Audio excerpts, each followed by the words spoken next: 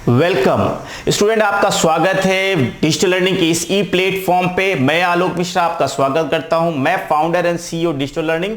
आज आप लोगों को बताने वाला हूं ओ लेवल के कोर्स को आगे लेकर चलता हूं। मैंने पिछली कोर्स में आप लोगों को डिस्कशन किया था कि ओ लेवल में कहां पे करियर बना सकेंगे, कैसे हम लोग रजिस्ट्रेशन करते हैं और कैसे हम लोग अपने पाथ को आगे बढ़ाएंगे। आज मैं आपसे बात करने वाला हूं कि ओ लेवल के सिलेबस में कौन कौन से चैप्टर आते हैं और किस चैप्टर में हमें क्या पढ़ाई करनी है।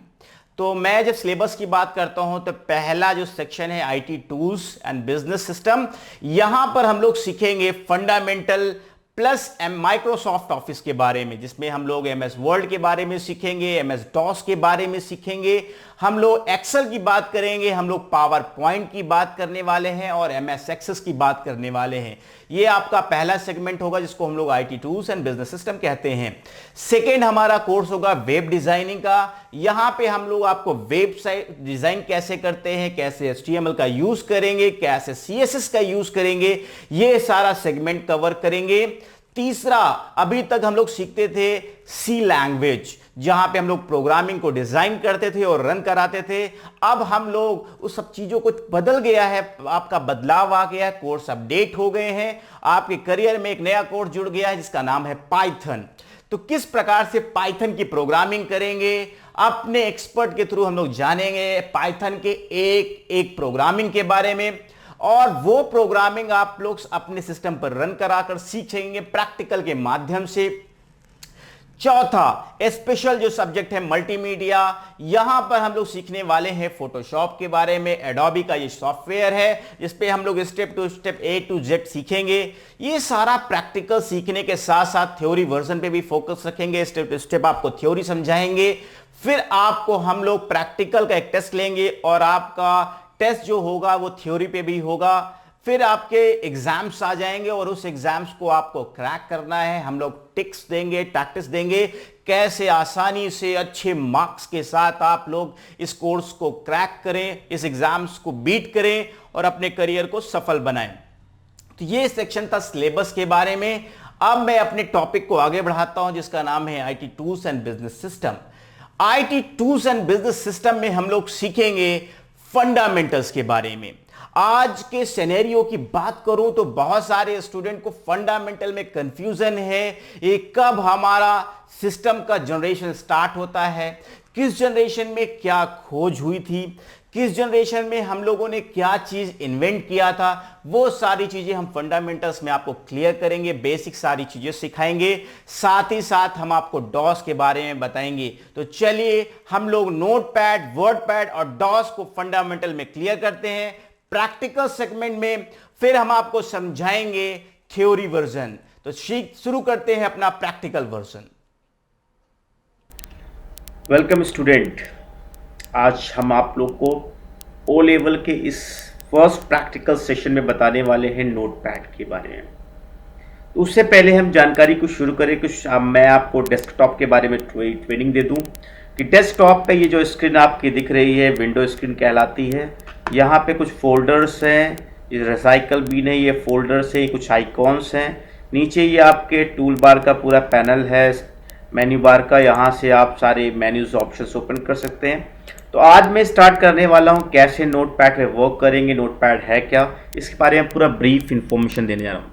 तो नोटपैड स्टार्ट कैसे होता है, बहुत सारे तरीके होते हैं। आप रिसेंटली विंडो आर करिए और इस पर लिखिए नोटपैड, यहाँ से ओपन करेंगे तो नोटपैड ओपन हो जाएगा। और भी तरीका क्या है, ये पहला तरीका था। दूसरा है आप यहाँ पे ऑल प्रोग्राम पे जाइए और यहाँ पर आपको एसेसरीज पे जाना होगा, ये नोटपैड होगा, यहाँ से भी आप ओपन कर सकते हैं। तीसरा, इसका शॉर्टकट्स बना के आपने रख सकते हैं, वहाँ से भी नोटपैड ओपन कर सकते हैं। तो नोटपैड बेसिकली यूज़ क्या आता है, जैसे आप अपनी कॉपी में कुछ मैटर टाइप करके लिख के रखते हैं वैसे ही आप यहाँ पे नोटपैड पे भी लिख कर रख सकते हैं। बेसिक फंडामेंटल्स है, इसलिए मैं बेसिक चीज़ें बताऊंगा। जैसे मुझे टाइप करना है, मैंने लिखा this is my first class, right. तो यहाँ पे कुछ चीज़ें आपको दिख रही होंगी, एल जो है वो उल्टा बन गया, राइट। तो इस तरीके की आप टाइप कर सकते हैं। और कुछ इसके मेन्यूज ऑप्शंस होते हैं जिनकी जानकारी आपको होना चाहिए। फाइल सेव कैसे होता है, फाइल ओपन कैसे होता है, ये सब पता होना चाहिए। ये कुछ उसके मेन्यू बार्स हैं। पहला है फाइल। यहाँ पर आप लोग अपनी फाइल जो अभी नया बना रहे हैं उस फाइल को आप लोग न्यू क्लिक करके अभी एक नई फाइल बना सकते हैं। मैंने क्लिक किया और इस फाइल को नहीं किया, मैंने नेक्स्ट किया तो आपके पास एक फ्रेश फाइल आ गई। यहाँ पे आप वर्क कर सकते हैं कि आपने कुछ लिखा, माय नेम इज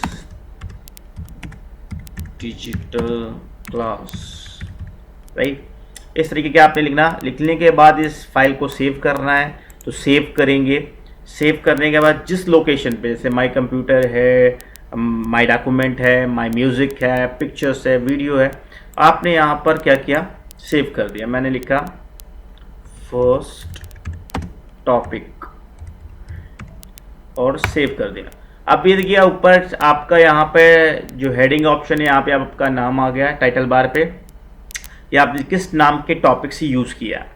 सेकेंड, अगर अभी आप फ्रेश फाइल खोलिए, अब आप यहाँ पे आपके पास अनटाइटल्ड, कोई टाइटल लिखा ही नहीं है, सेम फाइल हमें ओपन करनी है तो हम ओपन पे जाएंगे और जिस नाम से सर्च भी कर सकते हैं। और बेसिकली ये मेरा फर्स्ट टॉपिक, मैंने क्लिक किया, ओपन किया और ये हमारा जो हमने सेव किया था ओपन हो गया, राइट। ये था हमारा न्यू, ओपन, सेव, तीन चीज़ें बता दी। इनके शॉर्टकट्स है, न्यू का कंट्रोल N, ओपन का कंट्रोल O, सेव का कंट्रोल S। सेव एज, मान लीजिए आपने कोई फाइल बहुत इंपॉर्टेंट बनाई है और आप चाहते हैं कि सारी फाइल एक फोल्डर के अंदर है, तो स्पेसिफिक एक पाथ, एक फोल्डर आप क्रिएट कर लीजिए डेस्कटॉप पर और सेव कर लीजिए। और यहाँ से आप इसका लोकेशन, जैसे मैंने माई डॉक्यूमेंट में सेव किया था, मैंने अब मान लीजिए माई म्यूज़िक पे स्टार्ट सेव कर दिया और सेम नाम से, तो मेरी फाइल उस जगह पे सेव हो गई। इस तरह सेव एज से लोकेशन या नेम चेंज कर सकते हैं। पेज सेटअप, पेज सेटअप पे क्या है, आप किस चीज़ पर आप बनाना चाहते हैं मैटर, लेटर पे, लेटर एक्स्ट्रा है, रोटेटेड है, स्मॉल है, नोट्स है, कोई स्टेटमेंट बना रहे हैं, पीआरसी एनवलप तैयार कर रहे हैं, जो भी आप इस साइज़ का चीज़ चाहते हैं उसको आपको सेलेक्ट करना होगा। उसके बाद पोर्ट्रेट में जाते हैं लैंडस्केप पे, अभी पोर्ट्रेट पे सारा प्रीव्यू दिख रहा है, लैंडस्केप करेंगे तो लैंडस्केप पे प्रीव्यू आ जाएगा। क्या मार्जिन होती है, पोर्ट्रेट की मार्जिन हमेशा जो लेफ्ट साइड होगा 0.75, ये बाय डिफ़ॉल्ट होगी। टॉप की 1 होगी, राइट की 0.75 डिफ़ॉल्ट होगी, बॉटम की होगी। अगर इसको बढ़ाना घटाना चाहते हैं तो यहाँ से आप नंबर्स चेंज कर सकते हैं।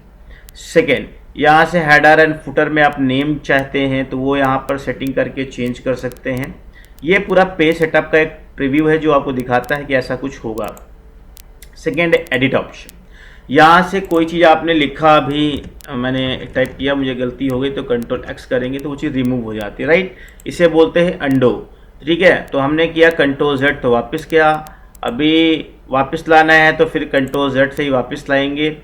कट करना है तो कंट्रोल X से कट कर सकते हैं। कॉपी करना है, पेस्ट करना है तो कंट्रोल V से पेस्ट कर सकते हैं, राइट। इसी नाम को 2 बार लिखना है तो आपको कॉपी करना होगा, अगेन पेस्ट करना होगा। जैसे कंट्रोल V करेंगे तो वो पेस्ट होता चला जाएगा, राइट।